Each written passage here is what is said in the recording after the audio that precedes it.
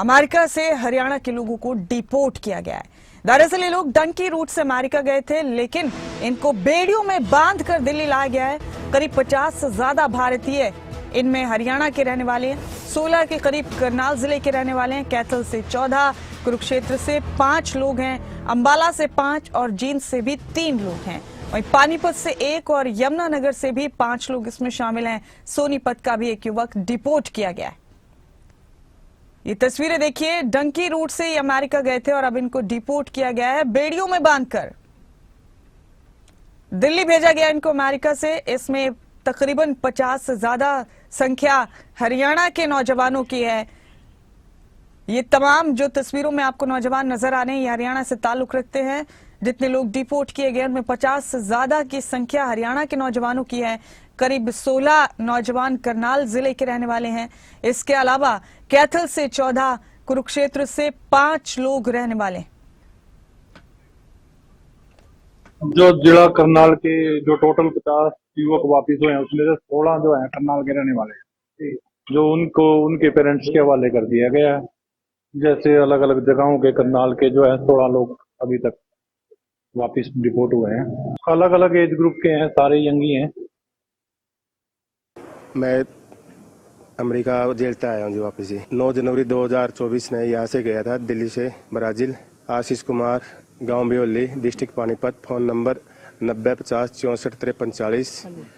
और सुनील कुमार, गांव बुलाना, तहसील इसराना, डिस्ट्रिक्ट पानीपत। उन दोनों ने मुझसे 57,50,000 रुपये लिए, जिसमें मैंने जमीन बेचकर मेरा 1 किला 2.5 डाबड़ी बेचकर 42 लाख रुपया तो तब दिया था। फिर 6 लाख रुपया एक ब्याज पे उठाकर और 1 डाबड़ी फिर मेरे भाई ने 6.5 लाख रुपए की बेची थी, जो मार्च 2025 में उन लोगों को दिया।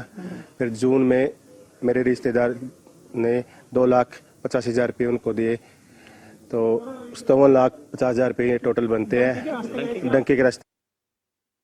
ये 14 लोग डिपोर्ट होके यहाँ पर दिल्ली से यहाँ पर कैथल आए हैं और दिल्ली से ही इनको लेके आई पुलिस।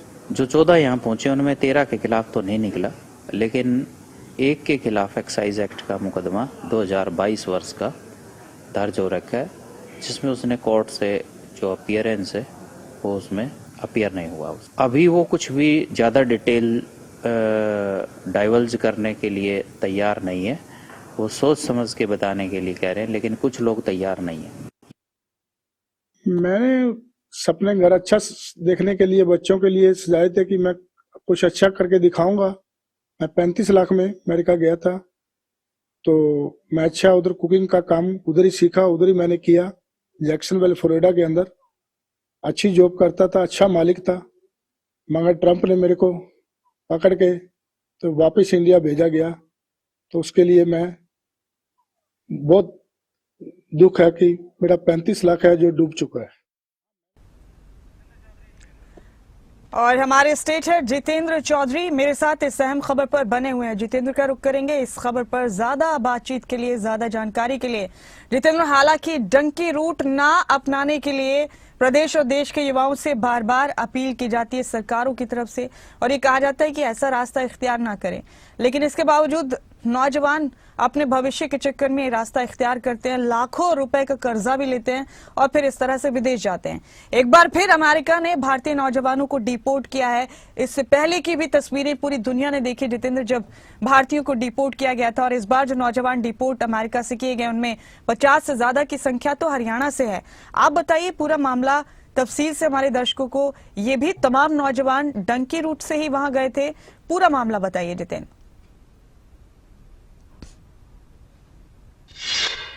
देखिए, बिल्कुल ये जो नौजवान है मुमताज, ये भी खुद इस बात को बता रहे हैं कि किस तरीके से एक मोटी धनराशि खर्च करने के बाद डंकी रूट से अमेरिका ये पहुंचे थे।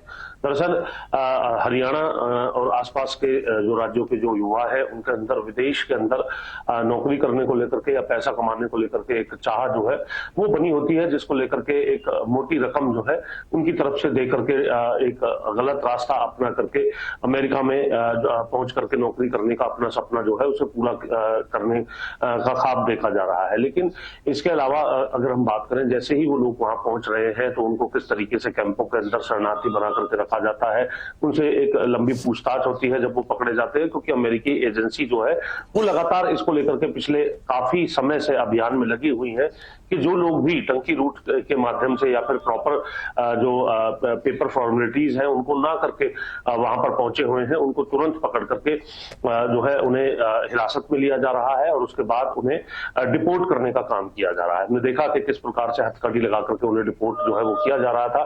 जो लोग इज्जत और शोहरत कमाने की चाह में अमेरिका पहुंचे थे, वो किस प्रकार से मोटी धनराशि खर्च करने के बावजूद भी उनकी जो परिस्थिति है वो बनी हुई है। ऐसी भी जानकारी सामने निकल करके आई है कि सर्दियों में जो है एसी चला करके और गर्मियों में हीटर चला करके जो है जो जब उन्हें कैंप में रखा जाता था या हिरासत में रखा जाता था, तो इस प्रकार की प्रताड़ना भी देने का काम जो है वहां पर अमेरिका के अंदर किया जाता था। इस प्रकार के जो लोग पकड़े जाते थे, यहां तक कि अब पिछले कुछ समय से इस प्रकार की भी सख्ती देखने के लिए मिली है मुमताज, कि अगर कोई ग्रीन कार्ड होल्डर है तो ऐसी स्थिति में उससे अगर कोई ऑफेंस हो जाता है उस व्यक्ति को भी डिपोर्ट करने का काम जो है वो पिछले कुछ मामलों के अंदर देखने के लिए मिला है। मौजूदा समय में अब ये तमाम जो युवा है अपनी मोटी धनराशि खर्च करने के बावजूद भी जिस प्रकार से डिपोर्ट हुए हैं, जिस प्रकार से उनको हथकड़ी लगा करके यहाँ पर लाया गया है, न सम्मान मिला, न नौकरी मिली, न वो विदेश के जो सपने पाले गए थे अमेरिका में रहने के, न वो पूरे हुए, तो ये अपने आप में उन्हें हताश करने वाला है, उनके परिवार को भी हताश करने वाला है। तो वहीं जहां तक सरकार की आपने बात की, हरियाणा सरकार की तरफ से इसको लेकर के सख्त कानून भी लाया गया है कि इस प्रकार की कोई कबूतरबाजी जो है वो ना हो, यानी कि डंकी रूट के माध्यम से जो एजेंट भेजने का काम युवाओं को, भोले भाले युवाओं को फंसा करके करते हैं, उन पर सख्त कार्रवाई हो। इसको लेकर के जो कानून है वो हाल ही में हमने देखा था कि विधानसभा सेशन के अंदर सरकार लेकर के आई थी कि इस प्रकार के लोगों पर अंकुश लगाया जा सके। लेकिन इसके बावजूद भी कुछ युवा जो इस सोच में लगे होते हैं कि उनकी पेपर फॉर्मेलिटीज पूरी नहीं है और एजेंटों के झांसे में आकर के उन सभी युवाओं को भी अपने आप में इस तस्वीर को देखना चाहिए और इसके बारे में जानकारी लेनी चाहिए, क्योंकि ये पहला वाकया नहीं है। इससे पहले भी जो है अमेरिका की तरफ से इसी तरीके से जो भारतीय युवा है उनको डिपोर्ट करने का काम किया गया था और अभी भी जो अमेरिकी एजेंसी है उनकी तरफ से ये सिलसिला बदस्तूर जारी है। अब चाहे वो ट्रक ड्राइवर्स हो या फिर बाहर अन्य प्रकार की अमेरिका में जो नौकरियां हैं, वहां सभी जगह अमेरिकी एजेंसियों की छापेमारी हो रही है। हालांकि ये माना जा रहा है कि होटल और जो रेस्टोरेंट है वहां अभी तक जो अमेरिकी देश में जो भारतीय काम कर रहे हैं वो खुद को भले ही सेफ मान रहे हो, लेकिन बाकी सभी जगह जो भी लोग इस प्रकार से गए हैं उनके लिए ये खतरा बना हुआ है। और हमने देखा कि कई महीनों तक जब वो हिरासत में रहे तो किस प्रकार की यातनाएं भी उनको झेलनी पड़ी है, परेशान होना पड़ा है, और उसके बाद यहाँ पर किस तरीके से उनको डिपोर्ट किया गया है। हरियाणा के 50 से अधिक इस प्रकार के युवा थे जो कल जो है लाए गए थे, जिसके अंदर 2 मोस्ट वांटेड भी थे जिन्हें गुरुग्राम STF की तरफ से जो है गिरफ्तार कर लिया गया है और 3 दिन की रिमांड पर भी लिया गया है। और इसी तरीके से जो अन्य युवा यहाँ पर पहुंचे थे वो अपनी आपबीती बताते हुए नजर आ रहे हैं कि किस तरीके से लाखों रुपए खर्च करके वो वहां पर पहुंचे थे और अब उन्हें यहाँ पर डिपोर्ट किया गया है। जी जितेंद्र, इससे पहले भी आपने भी बताया हमारे दर्शकों को, इसी तरह से डिपोर्ट किया गया था भारतीय लोगों को अमेरिका से, और उस वक्त भी अमेरिका, या यूं कहिए कि डोनाल्ड ट्रंप दुनिया के निशाने पर रहे थे इस तरीके के लिए। दरअसल सिंबॉलिकली क्या कहना चाहता है अमेरिका, क्या बताना चाहता है? हमने माना कि डिपोर्ट किया जाता है उन तमाम लोगों को जो इस अंदाज में किसी दूसरे देश जाते हैं, किसी दूसरे मुल्क जाते हैं रोजगार के लिए, अपने भविष्य के लिए, लेकिन इस अंदाज पर उस वक्त भी दुनिया ने मजम्मत की थी डोनाल्ड ट्रंप की, और एक बार फिर उन्होंने इसी तरह से वापस भेजा है भारतीय नौजवानों को।